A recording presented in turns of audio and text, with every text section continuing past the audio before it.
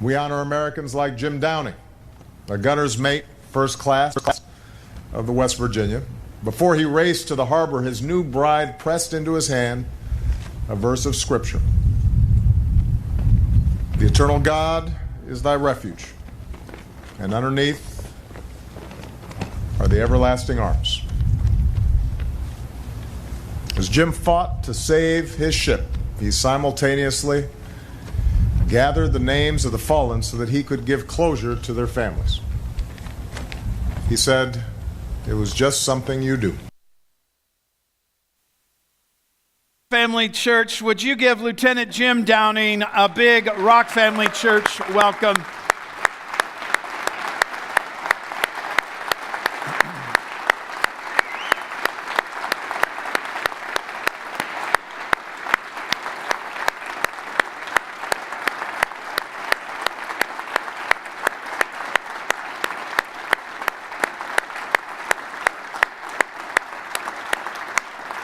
Amen. So glad to have you here this morning, Jim. My privilege and pleasure. Is his mic on? Let's make sure. Okay. Good. Well, tell us your story, and I know we're going to have some slides here, and many people here. How many veterans do we have that have served in any of our? Would you gentlemen please stand if you've served our nation? We'd like to give you a hand as well. Amen.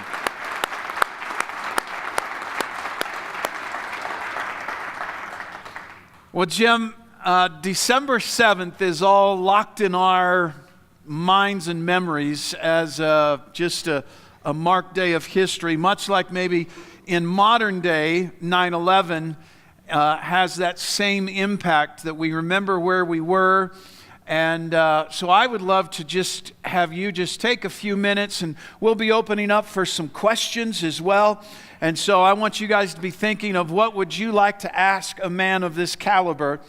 But I'm going to just ask you just to share what happened on that day. Where were you? What was going on? And just tell us what that day was like. All right. Age has its privileges. Mike, we're going to check your microphone. I don't think they've got you. We want to be able to hear everything you're saying. Now check it. Testing. There we go. I was just saying that age has its privileges. So before I get started, I'd like to get a little more comfortable near them. So how about you come on up here and help me? Come on up here. I'll hold this. What I'd like to do, you take my hand like this on this side. Okay. And you take my right hand in your head, your left hand. Yeah. You got it. Nice to meet you. Thanks for Now, hold me forward about a foot, if you would. Further? Pull, yeah, keep on.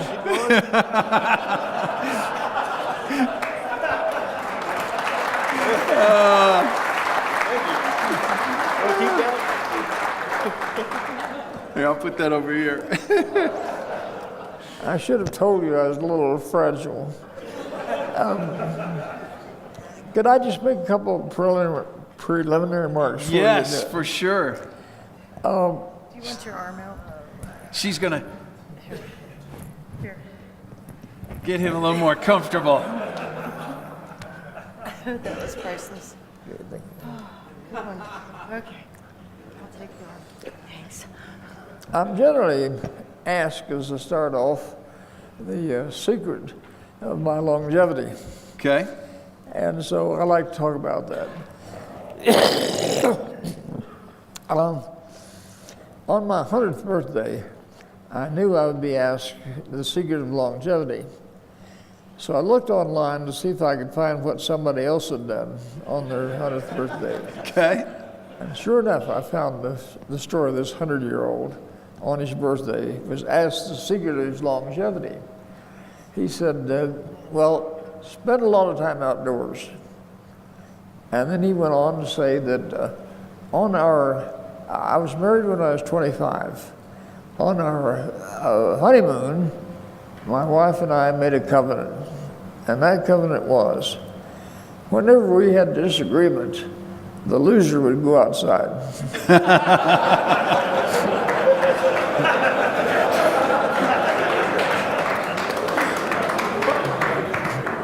Some good advice, Jim. I think a lot about heaven, probably most of you there. So I'm trying to learn all I can about the protocol so it'll be a smooth transition.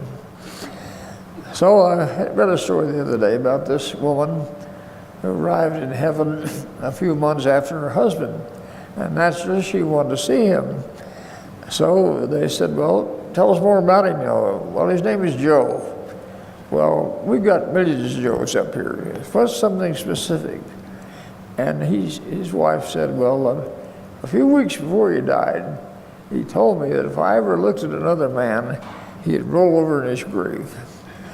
And the receptionist looked very relieved and said, oh, Rollin' Joe. Everybody knows Rollin' Joe up here.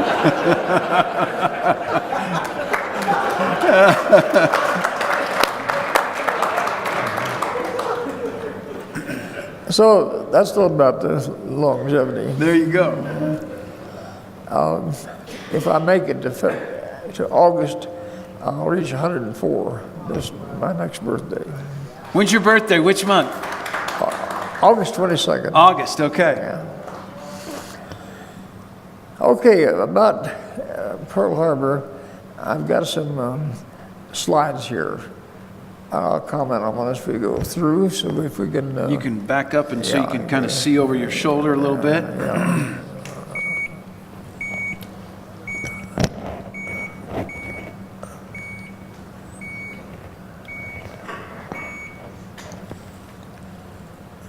There are 21 million of us veterans, and we have 39 million dependents. We're quite a voting block if we ever decided to use it, I think. Of the 21 million, 1.4 million are disabled. 250,000 are suffering from post-traumatic distress syndrome.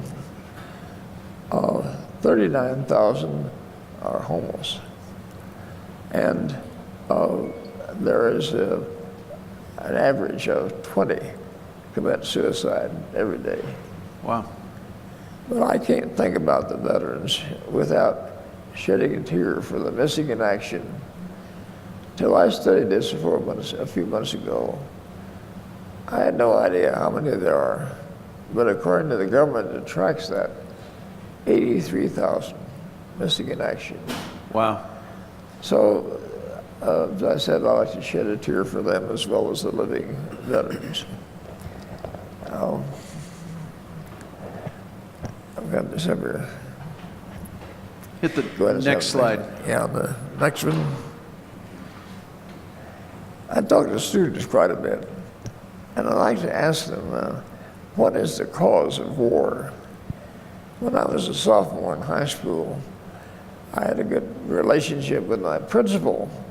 And one day he asked me, he said, do you know what causes war? And I, of course, did not have an answer. And he said, well, I can tell you in one word, it is greed. And I like to elaborate on that a little bit. It's your greed for power and for territory. Next one. When I was in my teens, Germany believed that they were the master race, and their ambition was to rule the world with their master race. Next one.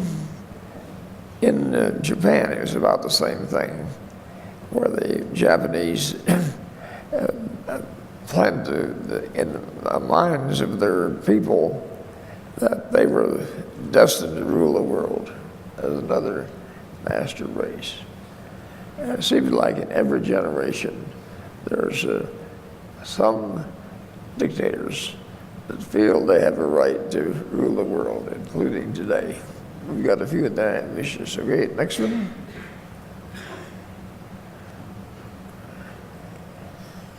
So this was the headline on that day, and I like to ask students particularly, why did the Japanese bomb Pearl Harbor?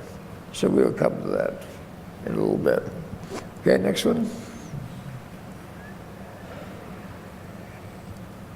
Reading at the bottom here, the Japanese believed that they would rule the world from their world empire sometime in the future.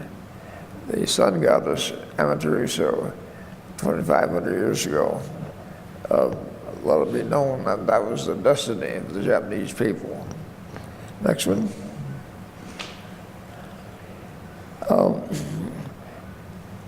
In 1927, the Japanese came up with a document known as the Tanaka Memorial. They had a 100-year plan for conquering the world. The first phase was to exploit Manchuria for manpower and resources. The second phase, which is World War II, is to seize the southern resources area, which they wanted Indonesia mainly for its oil, Malaysia, and so forth for the other. So the phase 3 then was to build a military machine capable of conquering the entire world. Next one. Now, you can see that here is the Wayanas over here. Here is oil-rich Indonesia, homeland Japan. In order to haul the stuff they were going to loot from Indonesia back to Japan, they had to pass the Philippine Islands. This is one of the most busy shipping lanes in the world. As long as we had military forces in the Philippines, they could not freely take this stuff back. I was in Indonesia shortly after the war, and they pointed out to me how they actually pulled up the concrete telephone poles and shipped them back to Japan. They did a good job of looting in Indonesia. So I asked the question, why did the Japanese bomb Pearl Harbor? At that point in time, battleships were very important. It was thought that the plan for protecting the Philippines was to move the battleships to certain strategic areas to protect the Philippines. They had a landing force of 800 airplanes, 94 transports, and 200,000 soldiers ready to move into the Philippines. That's what their goal was in World War II. Okay, next one. This is what Pearl Harbor looks like. From aerial view, you can see that the entrance is very narrow. In 1940, the president said that the fleet should be moved to Pearl Harbor as a threat to the Japanese, a couple thousand miles closer. But the commander-in-chief said he didn't want to be responsible for bottling the fleet up in case they could knock off this inlet. Why, the fleet would be helpless. So the president fired him and appointed somebody that agreed with him. Wow. So in the morning of December 7th, there were 164 ships, military ships, in Pearl Harbor, including the small craft and the Coast Guard. Next one.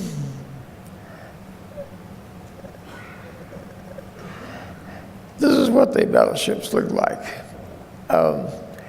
The third ship back here was my home for 10 years. From the time I went aboard in 1933 till it was sunk in Pearl Harbor in 1941. Okay, next one. That's what the West Virginia looked like in better times. The battleship is 624 feet long. That's the length of 2 football fields. Okay, next one. Here's what the Japanese launched that morning, 350 aircraft. And you can read that faster than I can see it, but that's what they came with. Okay, next one. Now, what is left out of most of history teaching is that Pearl Harbor and December 7th should not be said alone because there were 8 attacks that morning. Wow. Pearl Harbor was just one of the attacks, and it was not the largest. They used more aircraft in the Philippines than they did at Pearl Harbor. Wow. And later on went on to occupy every one of these places except Pearl Harbor that they struck that day. Next one. That's where you can see where they are throughout the world here. Okay, next one. The destroyer Shaw was in the floating dry dock, and they got a diverse hit, and you can see what happened to her there that morning. Next one. That's what the West Virginia, my ship, looked like after being hit with 9 aerial torpedoes. Pearl Harbor is a shallow harbor, 40 feet deep. We only had about 6 feet of water underneath, so when we sunk, we sunk down in the mud and slid out a little toward the center of Pearl Harbor. Next one. So we also had nearly 400 planes there. There were only 71 left operational after the attack. Japan wanted to make sure that no aircraft followed them back to their ships, so they did a good job. In the Philippines, they hit every airfield we had there. Next one. Yeah, come to this. I found out in talking about Pearl Harbor that people are not so much interested in the facts, but how did you feel? What did you think? So I'll speak to that. How did I feel and what did I think about it? Next one. In those days, there were no satellites or radar. We did not know they were coming till we saw them with our eye. It's hard for this generation to imagine a country without satellites and radar, particularly when you're finding your direction in a new city. We depend on the satellites tell us how to get there. Okay. Now the second thing that happened, I was scared. First Japanese plane I saw was flying toward me, and when he got at the right angle, he banked over, and his machine gunner had cut loose. Now, fortunately for me, he didn't bank far enough, and the bullets went over my head and dug a trench behind. The war became very personal at that point. Sure. I was afraid the next plane would be a little more accurate. Okay, next one. I was angry that our leadership, supposed to be the most intelligent in the world, political and military, let us get caught off guard that way. So I was angry about what was happening. Next one. Then I made a resolve. If I ever got a position of authority, that would never happen to me. Wouldn't happen on my watch. Next one. Then there was pride. I just can't describe what happened that morning.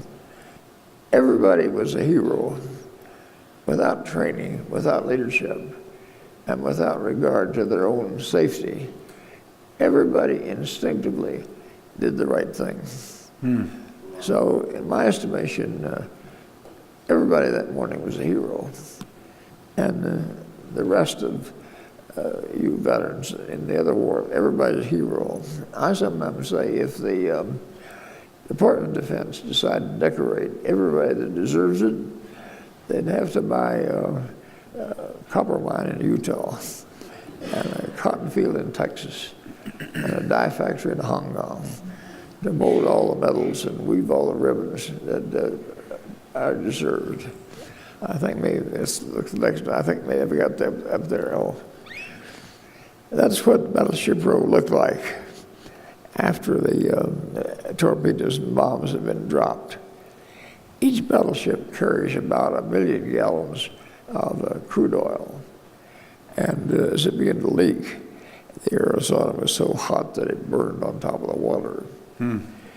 So the saddest thing to me that morning was to see sailors blown off their ships, be underwater. When they came up, they had a thin layer of oil, and the fire from the Arizona was so hot that they became human torches. Nothing could be done about it. This is the battleship Pennsylvania in dry dock. She was only slightly damaged. 2 destroyers in front of her were badly damaged. Next one. This again is my ship. Wow.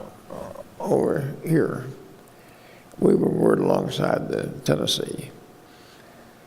The Arizona's right behind us. That's the Arizona. And the Oklahoma, which capsized ahead of us. The Arizona was burned by her own ammunition. A bomb penetrated and set it in fire. A blackout was declared that night, but it really wasn't necessary because you could see the Arizona for 3 days. Looked like a volcano burning there. Now, was your ship, did your ship survive? As I mentioned, it was shallow water. Okay. And it was salvaged. Took 1.5 years. Okay. But the holes were patched up. Okay? What else do we have? Oh, this picture in here because this is the fuel oil on top of the water. It took about 2 years to clean up the oil spills in Pearl Harbor. Wow. Next one.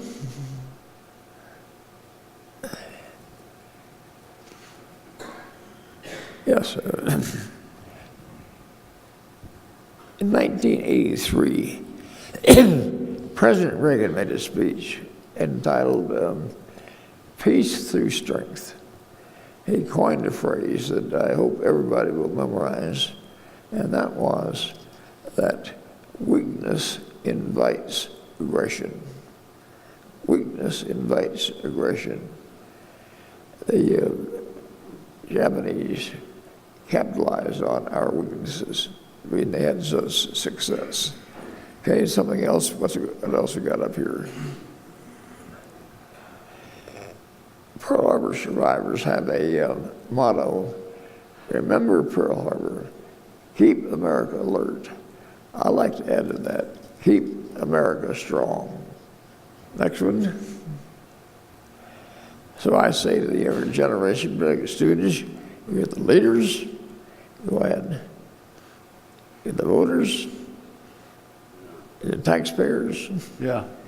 get the legislators of tomorrow.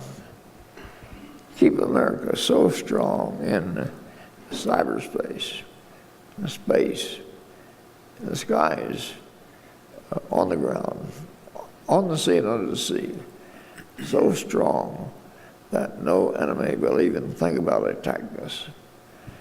I saw a no parking sign the other day. It said, don't even think about parking here. So I want this generation to keep America so strong that no dictator will even think about attacking us. I feel that's the main lesson we learned from Pearl Harbor. I think that's the last one up there.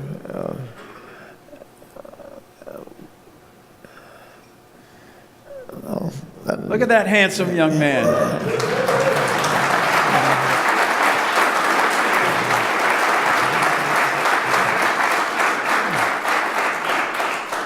there was so much oil around that my white uniform resembled the color of that kerchief around there, too.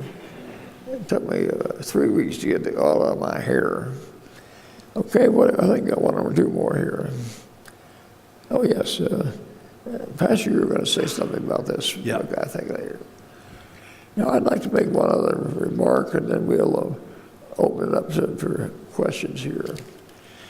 At my age... Tell us, Jim, when the attack started, where were you at? You weren't actually on your ship at the time, is that correct? And tell what happened. What was your personal story of that day? Yes. There were about 86,000 military personnel on the island of Oahu. So there's no way that they could handle that many in the hotels and motels. So married men were allowed to spend weekends ashore with their family. Single people were not. I'd just been married for 5 months, and so I was at home. We'd been on patrol for 2 weeks. I was at home Saturday night when this happened. Now, it was not unusual on Sunday morning to see olive drab planes flying around, Army planes. So we didn't know they were enemy planes until they saw the rising sun painted on the wing. About 7:45 in the morning, we heard this. I lived about 15 to 20 minutes from the harbor. Terrific explosions. Turned on the radio, and the owner of the radio station was emceeing that morning. He said, "We have been advised by Army and Navy intelligence that the island of Oahu is under enemy attack." Wow. The enemy has not been identified. Wow. 2 or 3 minutes later, he came on and said, the enemy has been identified as Japan. My wife and I had 3 or 4 guests for breakfast that morning. We jumped in the car, went down the harbor as fast as we could. Boats, shore boats, were busy picking up people blowing in the water. So it took us a little while to get to Ford Island where the ship was tied up over there. When I got out to where the ship was, I couldn't get aboard without crossing the Tennessee. So I trained the gun out, slid down the gun barrel, and got on my ship. Everything above the waterline was on fire. I knew where the live ammunition was. I saw the flames approaching the ammunition. To prevent a secondary explosion, that's what I tried to do, keep the flame away from that. And apparently I was successful because it didn't blow up in that. But as I was there with a fire hose in both hands, I couldn't help but notice the bodies lying around on my own ship. So I wondered, if they were just knocked out or whether they were actually had been killed. So the first one I picked up to get a look at his face, I've never seen that guy before, his brains dropped out when I picked up his body there. I thought, now their parents will never know about their last moments. We had fireproof name tags and lanyards. So with a fire hose in one hand, I went around memorizing these name tags so I could write their parents a letter. So that's mainly what I did, was fought fires and identified casualties. Yeah. And then you wrote, I think you said in your book, you actually wrote the families about each of their sons. Yes, for own ship. Now, after the attack, after the fires were out, everybody looked around for something to do. We thought there would be a return attack. So everything at military capability was getting ready for that. But I went over to the hospital to see a friend of mine that had been burned. And I saw these, probably 100 burned men in suspension over their cots, blind, hair burned off, and badly burned over their bodies. So I thought, now their parents will never know what happened to them. These were people I did not know. But I took a pad and I said, now, if you give me your parents' address and dictate a paragraph, I'll see if they get it. So the biggest surprise I had in that thing was how cheerful everybody was. There was nobody that complained. Just tell their families, I'm okay, hope to be home for Christmas. So I was really glad that I could get that message. Some of the parents had already gotten the word that their son had been killed, so they got a live letter from him. And that was a good deed I could do that afternoon. I think probably, I don't know what's going for time here, but at my age, I should probably ask, what's the best advice you ever received? Sure. And what's the best you ever gave? When I was in the 4th grade, I used to have with every commencement exercise, a baccalaureate sermon by a pastor. That was part of graduation those days. So this pastor, after giving his advice, he said, but the best advice I can give you is get acquainted with Jesus Christ. He'll prove to be the best friend you'll ever have. My recruit training was pretty rough, and by the end of a hard day of training, I wasn't sure I wanted to endure another day. But in my company were 2 brothers, and they would get together and commiserate. And I thought, now this would be bearable if I just had one of my brothers with me. I didn't know then, the Bible says in Proverbs 18:24, there's a friend that sticks closer than a brother. Yeah. So I didn't take that advice for 82 years. But the best advice I ever received, and the best advice I can give to anybody else is, if you haven't already done so, get acquainted with Jesus Christ. He's closer than a brother, closer than a mother, and closer than a lover. Yeah. Amen. That's good. That's good.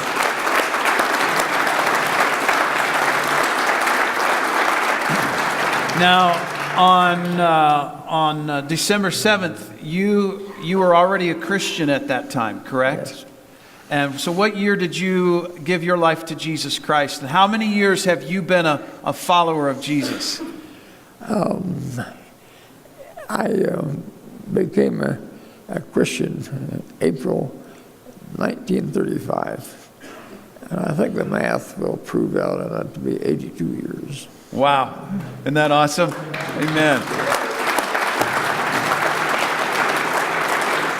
All right, let's open it up to, we've got some guys with microphones, and if you'll raise your hand, they'll get a microphone to you. So if you have a question to Jim and about his life and that day, all right, back here. Hello, Jim. It's an honor to meet you.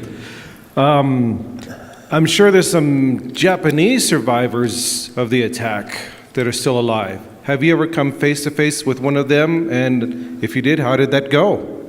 Have you ever met any of the Japanese survivors from that day? And how did that go? Yes, I met the leader of the raid. Wow. Matsuo Fushida. After the war, he thought he's the only Japanese officer that survived the war. So he felt he was a man of destiny. He didn't know what he was supposed to do. But he was writing a book, No War at Pearl Harbor. But it hit a blank wall in how do you change men's nature so they won't want to fight and kill each other. American missionary gave him a tract. One morning, General McGard sent for him in a depot. He got this tract. Jake DeShazer was one of General Noodle's raiders. He was shot down in a prison camp and terribly abused by the Japanese. But while he was in the POW camp, he asked one of the Japanese guards for a Bible, and he got him a Bible. As a result of that, he became a Christian. Okay. So as I met him in the reception line, I didn't know just what my reaction would be. But my wife was very enthusiastic, said, "Isn't it wonderful that although we're enemies, we're now brothers and sisters in Christ?" I wasn't enthusiastic. As he was coming this way, I went to look and see the last time I saw him, 12 years earlier. He was bombing a ship next to the one I was on up there. But in listening to him and checking up on what he was preaching, I believe that his remorse was genuine. And as I made the application of this, I've done a lot of wrong things, and God has forgiven me. Yeah. I think he's done more wrong things than I have, but God's forgiven him. That's good. That's good. Good morning, sir. You have seen a lot. I was just curious what the greatest, most miraculous thing you saw God do in your time during the Pearl Harbor and during the war. What is the greatest, most miraculous thing you have seen God do in your life or through the war or any time in your life? What's the greatest miracle you've experienced? I was involved in the 1954 H-bomb test in Bikini Island. It was 2.5 times as powerful as they had predicted. When it went off, it dug a crater in the ocean floor, 250 feet deep, a mile long. The center of the flame was 4 miles and 1,000 times as powerful sun as the bombs dropped on Japan. My crew and I was captain of the ship. My crew and I received, at the time, they said, 20,000 times as much radiation as the body can accommodate. Okay. They've lowered that a little bit since then. But the fact that my crew and I were in that for 2 weeks, I suffered no ill effects. Wow. I think that's probably the biggest miracle. Yeah, that's powerful. All right, other questions?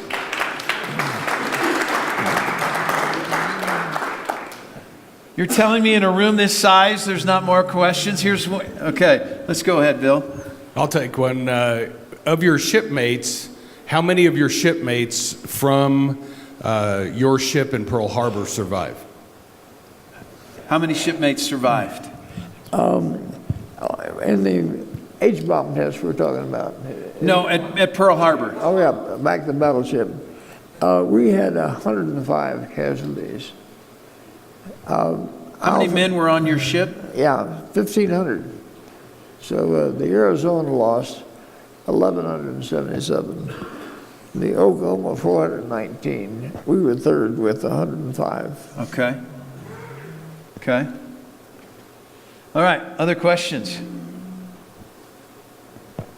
Well, if you don't ask, I'm going to, but I have a whole list, but trying to be respectful.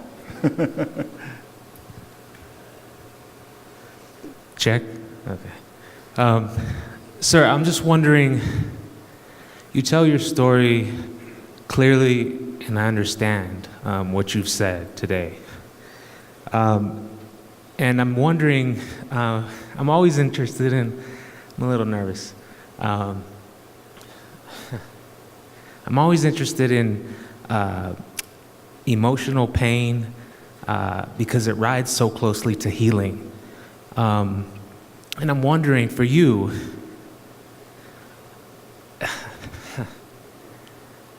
it sounded, I can't imagine what happened that day, but it just sounded like there was so much in it as far as pain goes.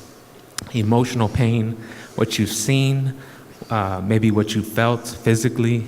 And I guess my question is, after Pearl Harbor happened, the attack there,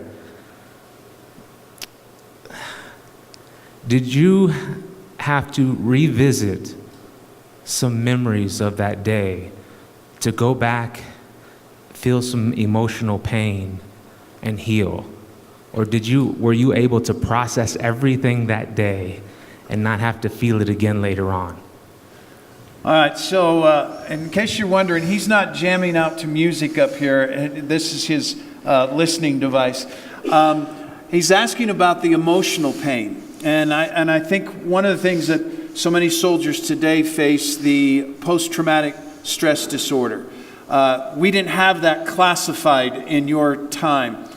So the question would be, how did you process that emotional pain and emotion of seeing the men and going through what you went through? And what was that journey like of that emotional healing, the healing inside? Yes, two things I think of. During the attack, there was a American gasoline tanker, capacity of 6 million gallons. She wasn't full.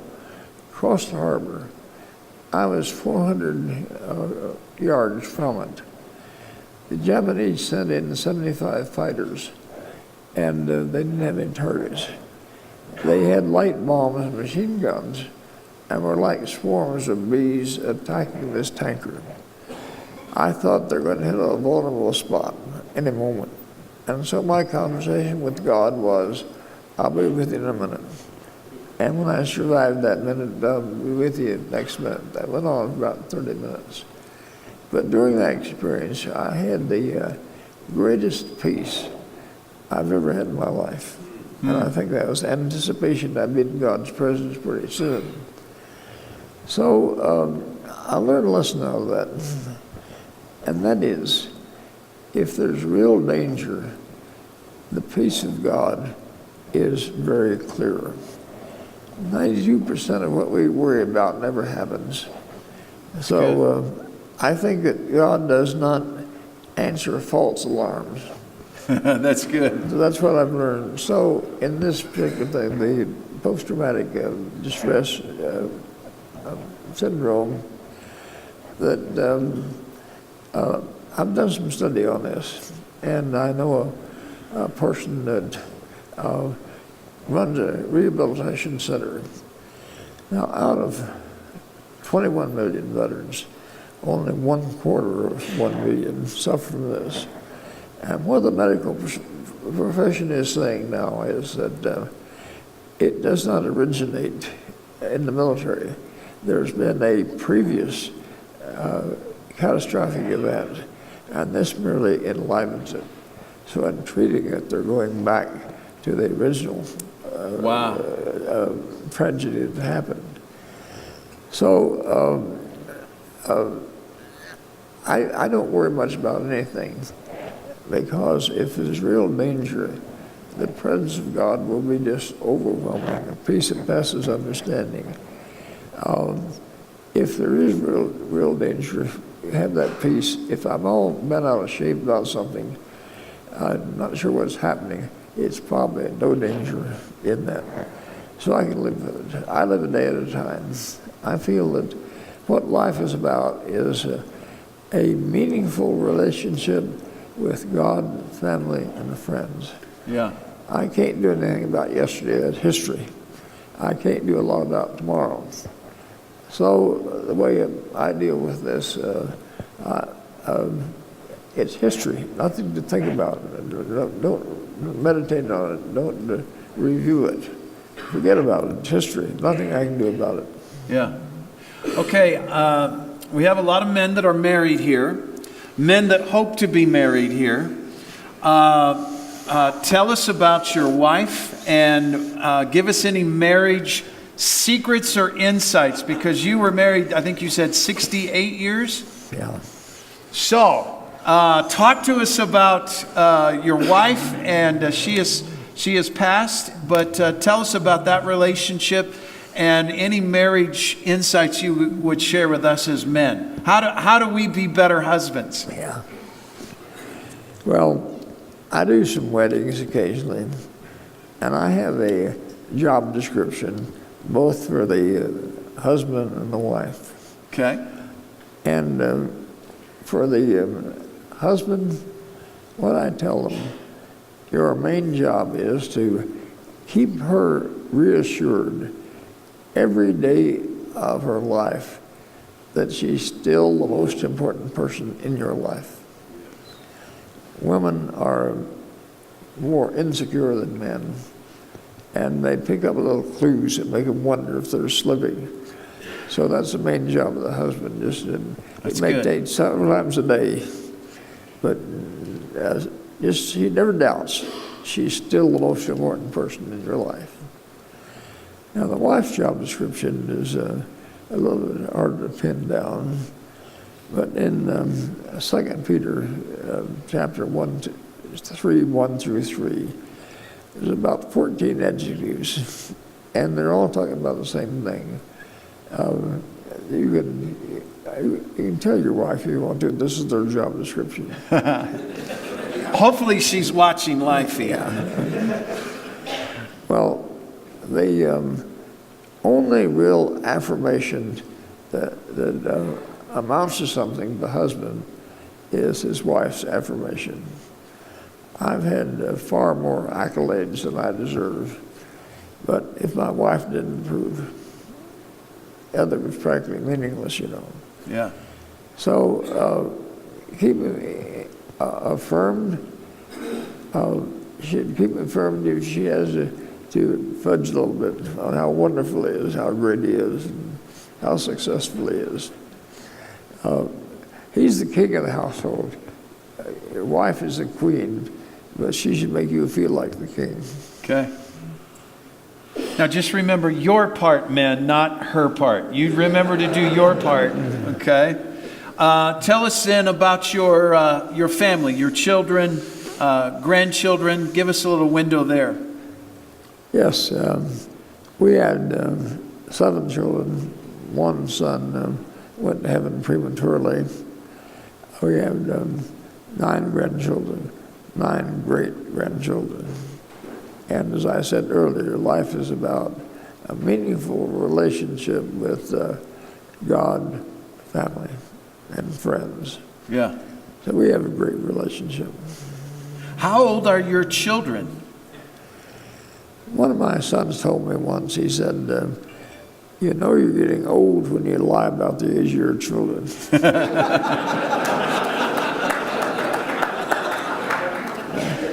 My oldest daughter is 73. Okay. All right. All right. Other questions from the back here? We got several. Scott, you grab any one of those. Quick question, a little bit about your background, sir, if you can. Are you from Colorado? Where you lived in Coral Springs? What is your history? You're from Colorado. How long have you lived here? What's your history? Where are you from? I was born in Kansas City, Missouri. I retired from the Navy in 1956. I came to Colorado Springs because this is a navigator's headquarters, and I've worked with the navigators all my adult life as a Christian. So I settled down here for that reason, because this is for their headquarters. Okay. Very cool. All right, right back here.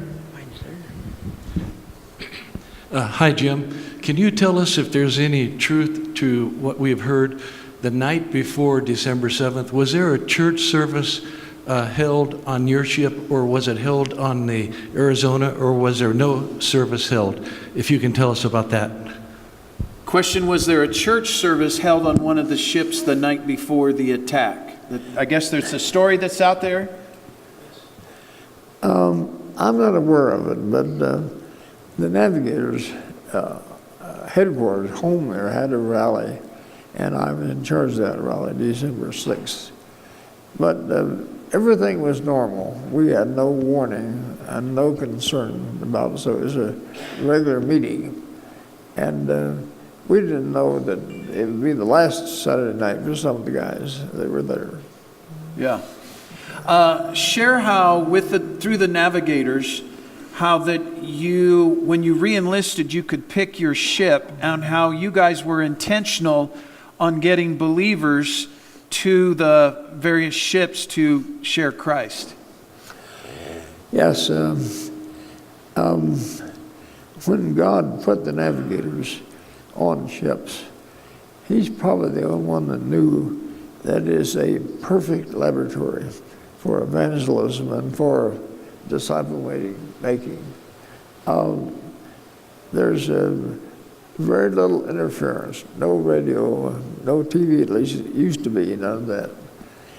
So we had a regular seminary there, and our objective was to reach the fleet, so the fleet could reach the world. So, a perfect setup, because in those days, as a reward for re-enlisting, a sailor could pick the ship he wanted to go to. So we prayed about, picked our ships, so we were ascending ships, other ships. Yeah. To help just get to as many men as possible. All right. There's a question right back here, Scott. Good morning. You said to stay alert, and I was wondering if any of your descendants have been in the military, what advice you would give them, or just even to civilians about what you mean by staying alert in Christ. Could you expound on that? Question is, you mentioned about staying alert and staying alert with your life and in Christ. Explain that a little bit more and then staying alert with your longevity and health as well. Yes, I was thinking about when I stayed alert, I mean militarily. I had a breakfast with a 4-star general retired yesterday morning, and he was in charge of research and development before he retired. So I asked him this question. I said, do we have the smartest scientists and planners? And I'll tell you what he told me, and I think he's probably know, he said, we're superior to most countries that have atomic warheads. There's some 15,000 of them out there. But he said, we're always playing catch up with the Russians. They're ahead of us. They have more atomic warheads than we have. So he told me, just one well-placed atomic hydrogen weapon in the U.S. would wipe out everything 1,000 miles around it in that. So that's what I know about militarily. Now, about being personal, I think that was the other part of the question, wasn't it? Just staying alert in your personal life. What do you do to stay alert with what's happening around you?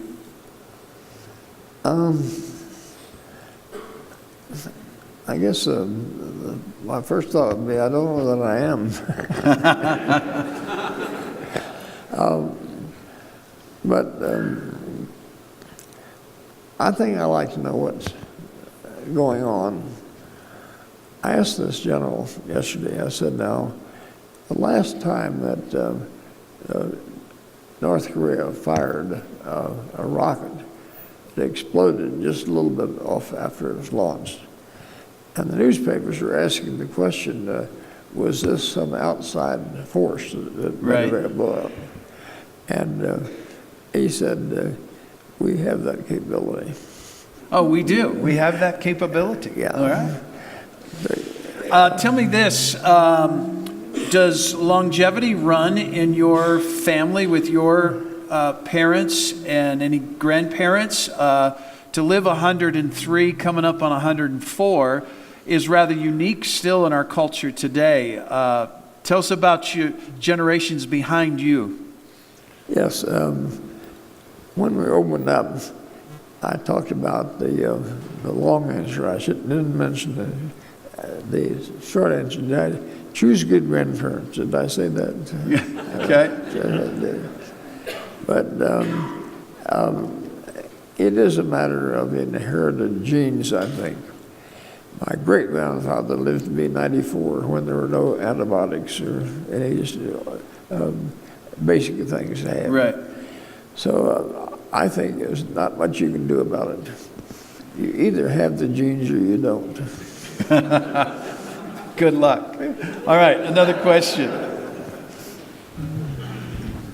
My question is, were there any of our planes that were able to get off the ground and attack after the initial attack? Did any of our planes get off the ground at Pearl Harbor and were able to cause any damage or get any of the other planes down?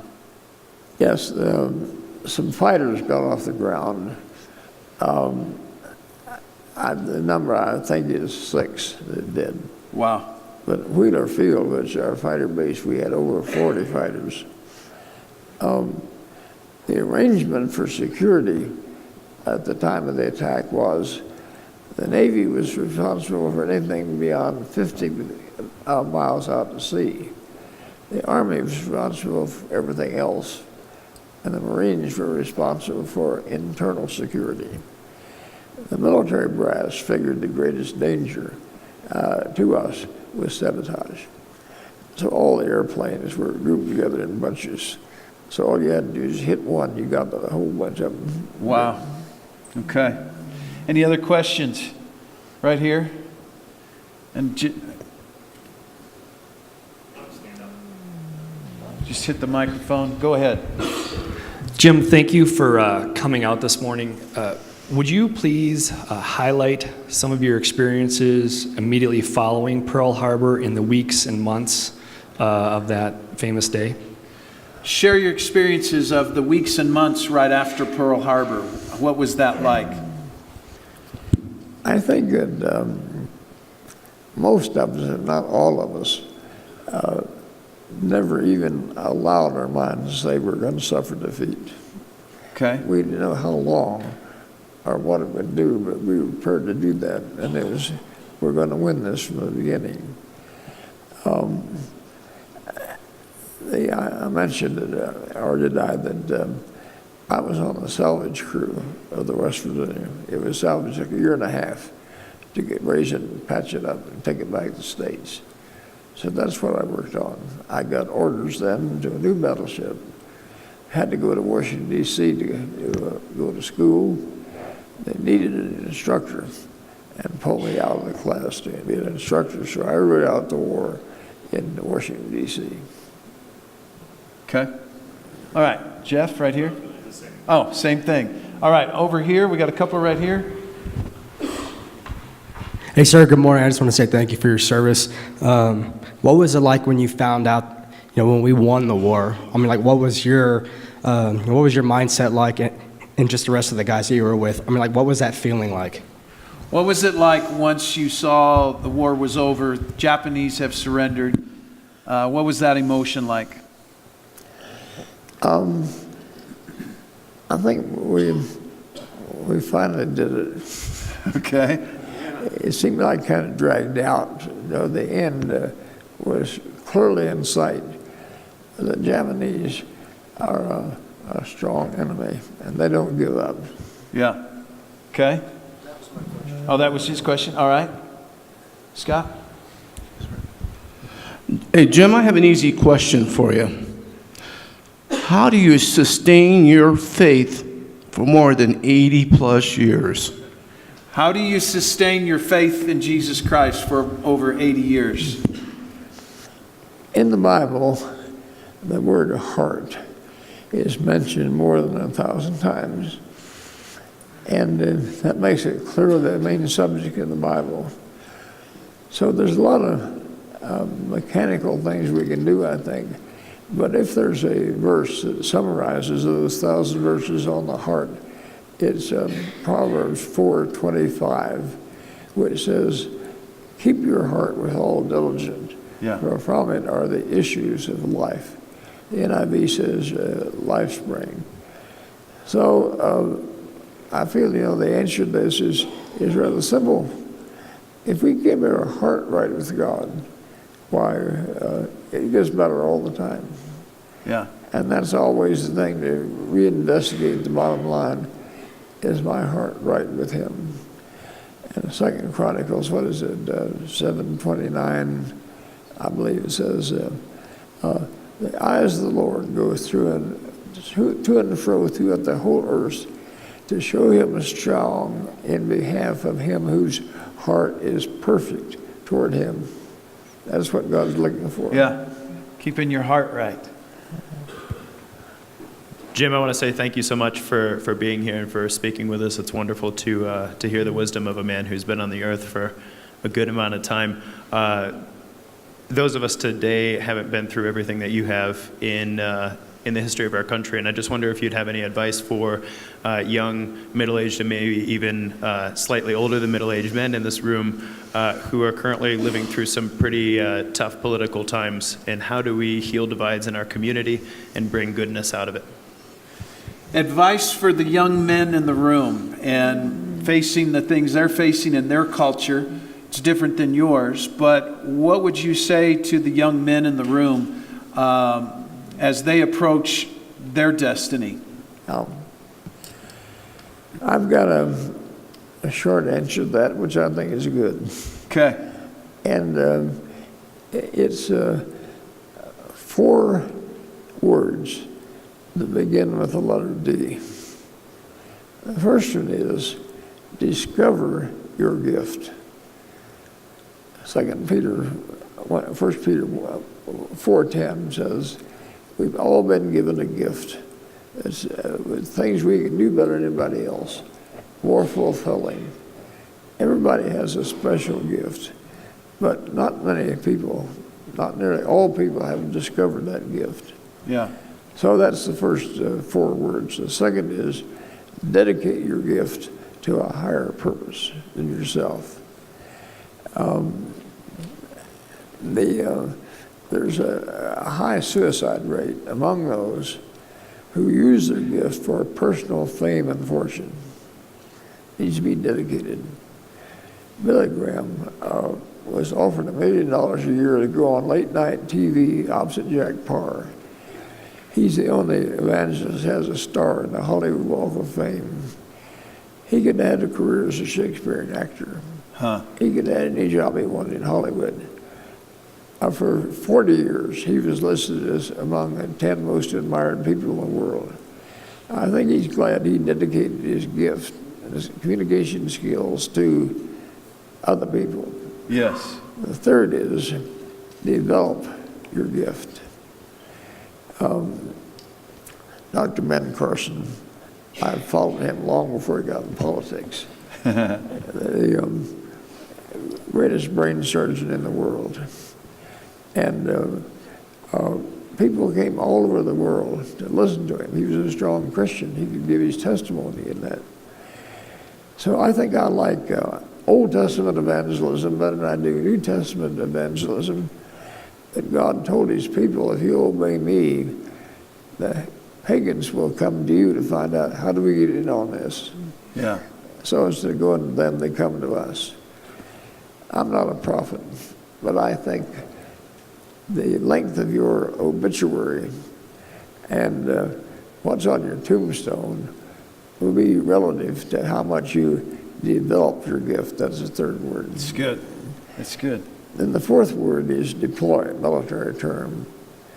I spoke to a battalion going overseas, Fort Carson, a few years ago. And at the end, I asked him, I said, who is the most fulfilled person in this battalion? I didn't get much answer. So I said, now, if I were selecting it, it would be a toss-up between the chaplain and the commanding officer, because both have discovered their gift, they have dedicated their gift, they've developed their gift, and they can't wait to get over and deploy the gift. I spoke at a stand-up mic.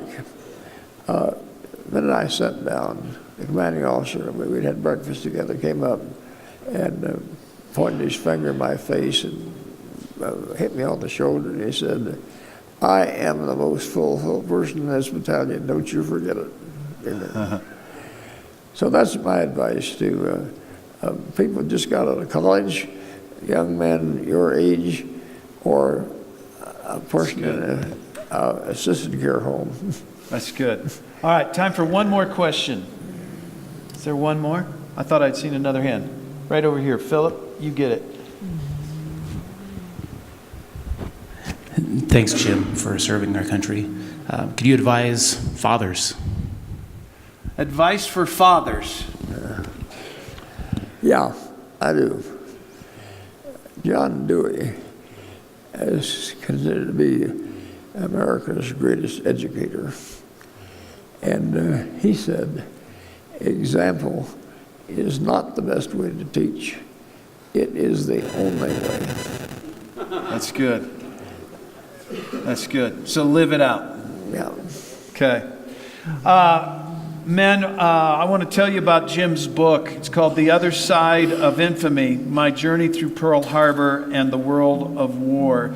And we've got a stack of these out there. They're available for $13 cash, $14 if you want to use your credit card.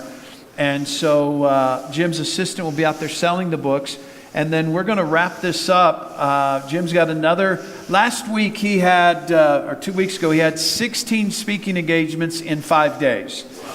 So don't you talk about, I'm tired and it's been a tough day.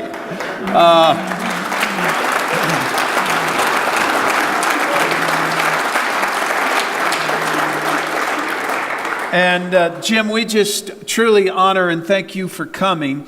And he's going to position himself out there if you would like to shake his hand and maybe snap a quick photo.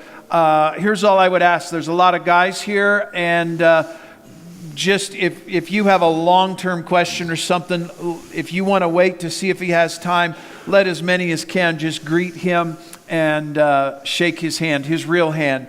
And but would you give Jim a big hand and thank you for coming.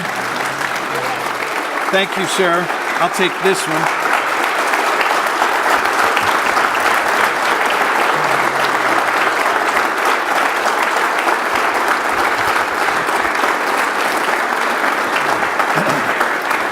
If you guys will stay standing, they're going to assist Jim off the stage, but I want you just to close your eyes and just bow your heads just for a moment. And here's what I ask that you would take from today is, God, we just come and we pray that you would take the wisdom that we've heard, the life perspectives that we've heard today, and the Lord, that we would take these and apply them in our lives and not just be hearers only, but to be doers. To give our wife that affirmation and that security and that confidence that she would have of our love for her, that she would always know every moment of every day that she is of our highest priority. The Lord, that we would be living examples before our children, and that we wouldn't just say, do as I say, but they would do as we do.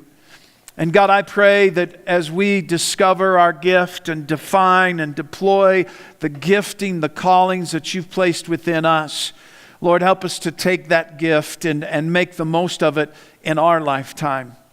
But God, most of all, what I heard today was to keep our hearts right before you, to allow Jesus to be the peace in the middle of our storm, to allow God to be that anchor of our soul, to be that confidence that leads and guides us as men. And so, Lord, I pray that if there's anyone here that, the Lord, they're in that point of needing to surrender to the Lordship of Jesus Christ, I pray that today would be their day. Today would be their day of victory, that they overcome the battles and the wars of this life, and they put your hand into the life and the heart and the hands of Jesus Christ. And so, gentlemen, today you can look up. I just ask you that you're in a room full of men that love God, that serve God, and you have my highest honor and you have my highest respect. And I thank you for coming today. And I double thank you for registering and signing up so we knew you were coming today so we could prepare the appropriate food. But here's what I want to make sure. Don't leave home without him. Don't leave home. Don't leave today without making Jesus the Lord of your life. And so I just want to take just 30 seconds. If you would be so bold, if you'd be so honest to say, I'm not where I know I could or I should be. Could I be could I be bold enough and trust a room full of men to say, I want to take that step. I want to make Jesus the King of my heart, the Lord of my life, the ruler and the controller of who I am. I want to be a Jim Downing to my family and to my country and leave a legacy of faith to the generations that follow me. And if you say, Dean, that's me, would you be so honest just to slip up a hand and just say, because we'll just come and one of the men around you will just say a prayer. We'll dismiss and they'll just say a prayer right there with you. But is there anybody here this morning that you'd be so honest and so bold to say, dude, pray for me this morning. I want to be a man of God like Jim. Anybody? I'm going to wait. All right. Hey, if you couldn't raise your hand, talk to one of the men around you. They'd love to.